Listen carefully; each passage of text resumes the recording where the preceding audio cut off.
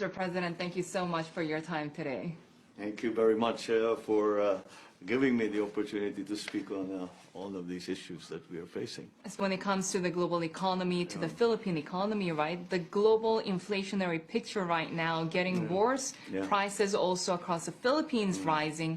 What is your government doing to mitigate this? Well, certainly we have decided, actually, given the choice between defending foreign exchange and trying to remedy the situation with rising interest rates, rising inflation.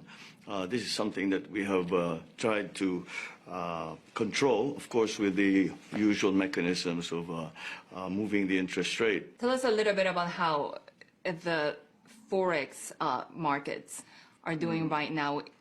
In your view, what is the appropriate level for the Philippine peso? That's very hard to say, for the simple reason that we really have not had this situation before. So it's not, there is no formula that will says the range should be here to there. It really is a reflection, in my view, is a reflection more on the strength of the dollar. And we must remember that the dollar always does well in times of uncertainty. It's a safe haven, it's considered a safe haven currency. But so far, as I said, we have chosen to pay attention to the inflation rate, and I think we have managed to.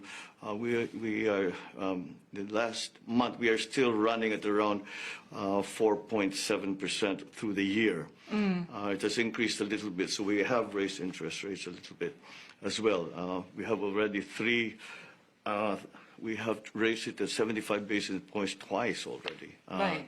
Trying, because the Fed has been very, very aggressive in terms of raising their rates for. You started to slow down, though. Governor Medalla was telling us yesterday 50 basis points as well, right? So what do you make of that amount of hikes from now on? The high amount 50 basis points. Right. Yes, because really inflation is something that we have to deal with. It has gone in terms of basic commodities, agricultural commodities, general costs to everyday requirements of ordinary people, and we cannot allow it to reach to an extent where people simply cannot buy their food or simply cannot pay their electricity or their water or all these basic things. So those are the levels that we can see. We are watching very, very closely. It never gets to that point. Although, you know, we would like to have more control over it, but we are chasing that number. Especially fuel prices are continuing to rise. How is that impacting you? Significantly, because the fuel prices actually, strangely enough, well, I think it impacts us in the same way that it impacts all the other countries. And fuel, as we well know, is such a basic commodity that everything follows fuel, and to the point that even our agricultural commodities, fertilizers, inputs have increased. Transport costs have gone up. And I've been asking our friends in the shipping industry, and they said there are no longer any charters for fuel shipments coming out of Russia, and so that again is going to. So what we are hoping to do is to go back and sort of diversify. The tendency is you get complacent and you depend on a single source.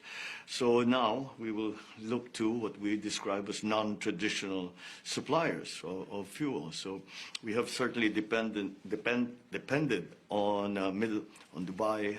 We watched the Dubai oil prices, but now maybe we need to approach Russia and say that maybe they can loosen up and provide us with some fuel. Are you having those conversations with Russia? Yes, we are. We are having conversations with as many possible suppliers or potential suppliers. When could we see those supplies first?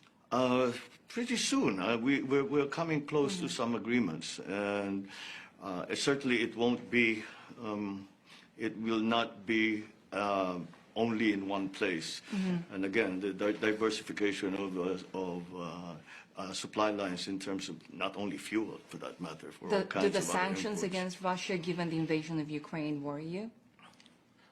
Yes, well, we can see, because we can see the effects, and in our terms, the political side of it has been, of course, a little tricky, but nonetheless, the national interest comes first, and so we have to find those new sources of fuel. But that applies not only to fuel, it applies to things like feed, it applies to things like fertilizer, it applies to things like all these other inputs that are just critical for us. In your view, what is the appropriate level for the Philippine peso? That's very hard to say, for the simple reason that we really have not had this situation before. So it's not, there is no formula that says the range should be here to there. It really is a reflection, in my view, is a reflection more on the strength of the dollar. And we must remember that the dollar always does well in times of uncertainty. It's a safe haven, it's considered a safe haven currency. But so far, as I said, we have chosen to pay attention to the inflation rate.